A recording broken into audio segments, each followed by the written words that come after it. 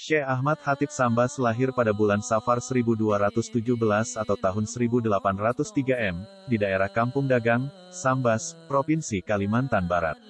Beliau merupakan putra dari Abdul Ghaffar bin Abdullah bin Muhammad bin Jalaluddin.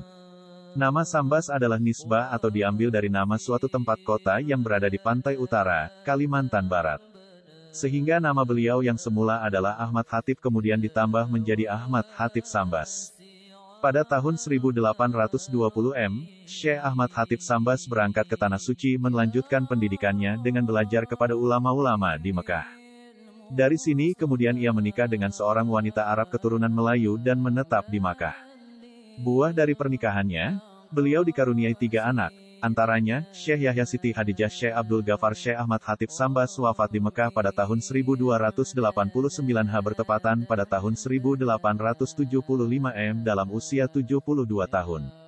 Mengenai wafatnya, terdapat beberapa perbedaan mengenai tahun wafat beliau, karena ada yang menyebutkan tahun 1872 M dan ada juga yang mengatakan 1875 M.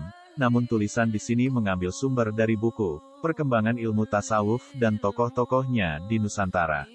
Sejak kecil, Syekh Ahmad Khatib Sambas diasuh oleh pamannya yang terkenal sangat alim dan wara. Beliau menghabiskan masa remajanya untuk mempelajari ilmu-ilmu agama. Ia berguru dari satu guru ke guru lainnya di wilayah Kesultanan Sambas. Salah satu gurunya yang terkenal di wilayah tersebut adalah Hanuruddin Mustafa, Imam Masjid Jami' Kesultanan Sambas. Syekh Ahmad Khatib Sambas dalam usia belasan tahun berangkat ke Mekah dengan pamannya untuk menuntut ilmu agama di sana. Singkat cerita, karena kecerdasannya pengkajian ilmu yang seharusnya ditempuh dalam 30 tahun, namun oleh Syekh Ahmad Khatib Sambas dalam waktu 3 tahun telah terselesaikan. Guru-guru beliau sewaktu belajar menuntut ilmu adalah Hanuruddin Mustafa, Imam Masjid Jami' Kesultanan Sambas Syekh Muhammad Arsyad Al-Banjari Syekh Daud bin Abdullah Al-Fatani, ulama asal Patani, Thailand Selatan yang bermukim di Mekah. Syekh Abdul Somad Al-Palimbani, ulama asal Palembang yang bermukim di Mekah. Syekh Abdul Hafiz Al-Ajami Syekh Ahmad Al-Marzuki Syekh Syamsuddin, mursyid Tarekat Qadiriyah yang tinggal dan mengajar di Jabal Kubais Mekah. Anak beliau yang menjadi penerus ulama adalah Syekh Yahya Siti Hadijah Syekh Abdul Ghaffar. Ulama-ulama Indonesia yang pernah menjadi muridnya di antaranya, Syekh Ahmad Khatib Sambas merupakan ulama yang sangat berpengaruh, dan juga banyak melahirkan ulama-ulama terkemuka dalam bidang fiqh dan tafsir, termasuk Syekh Nawawi Al-Bantani adalah salah seorang di antara murid-murid beliau yang berhasil menjadi ulama termasyhur.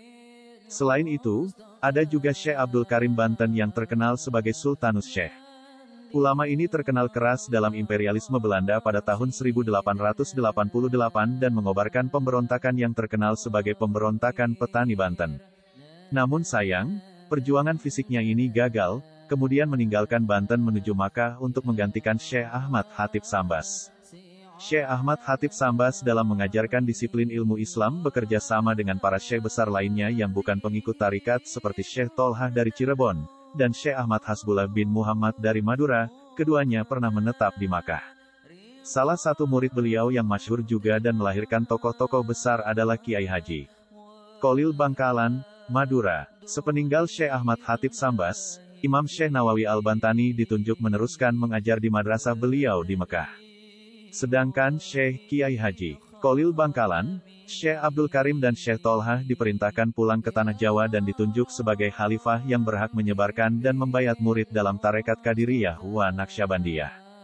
Beliau adalah pengajar di Madrasah Mekah. Walaupun Syekh Ahmad Khatib Sambas termasyhur sebagai seorang tokoh sufi, namun beliau juga menghasilkan karya dalam bidang ilmu fikih yang berupa manuskrip Risalah Jumat.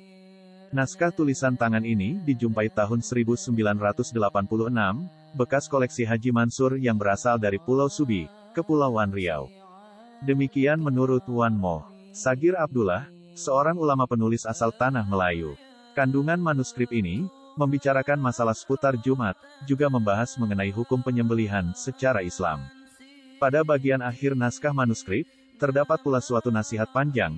Manuskrip ini ditutup dengan beberapa amalan wirid beliau selain amalan Tarikat Qadiriyah Naqsyabandiyah.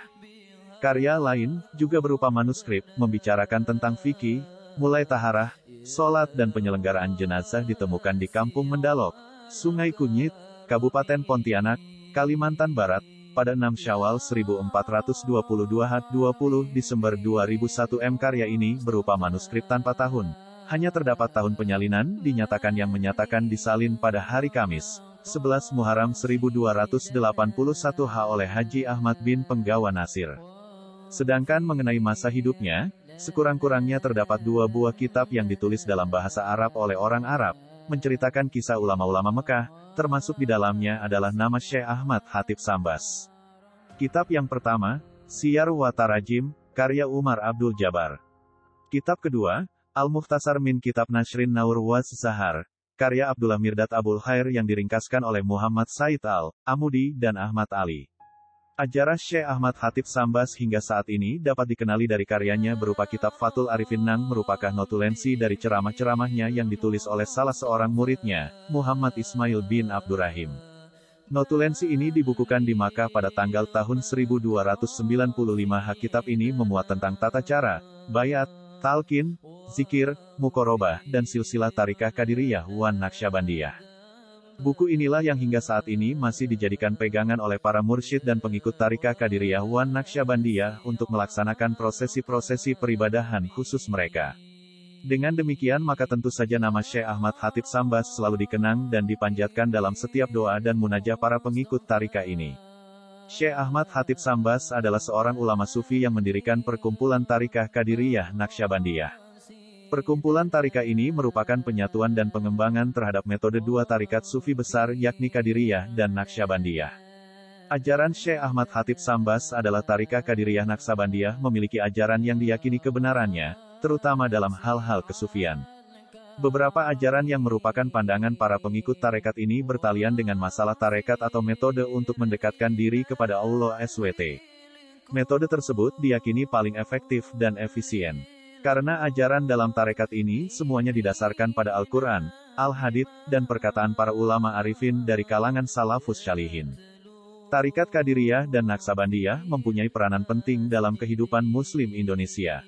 Dan yang sangat penting adalah membantu dalam membentuk karakter masyarakat Indonesia.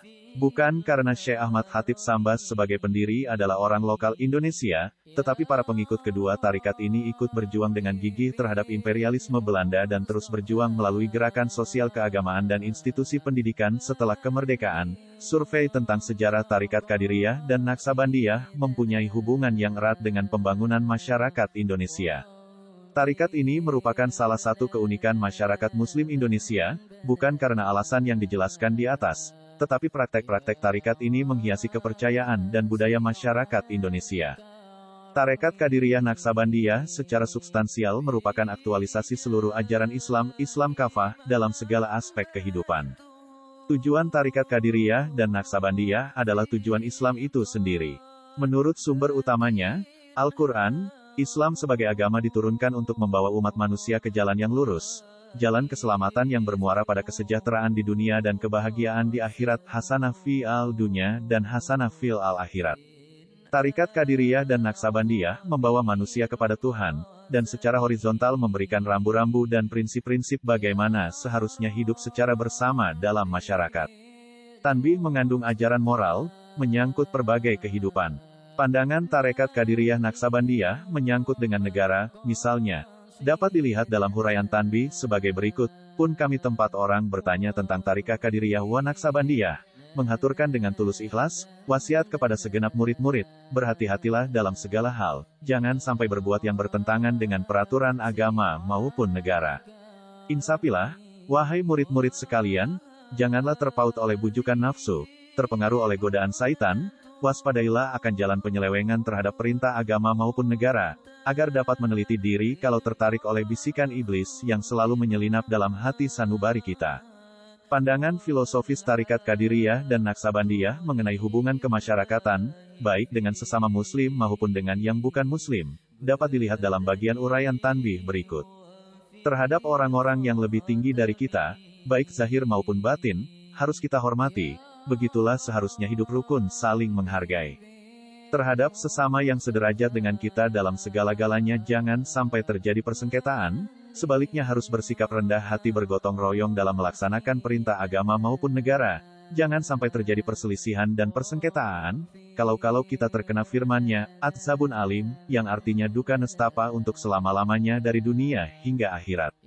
Terhadap orang-orang yang keadaannya di bawah kita, janganlah menghinanya atau berbuat tidak senonoh bersikap angkuh, sebaliknya harus bersikap belas kasihan dengan kesadaran, agar mereka merasa senang dan gembira hatinya harus dituntun dan dibimbing dengan nasihat yang lemah lembut yang akan memberi keinsafan dalam menginjak jalan kebajikan.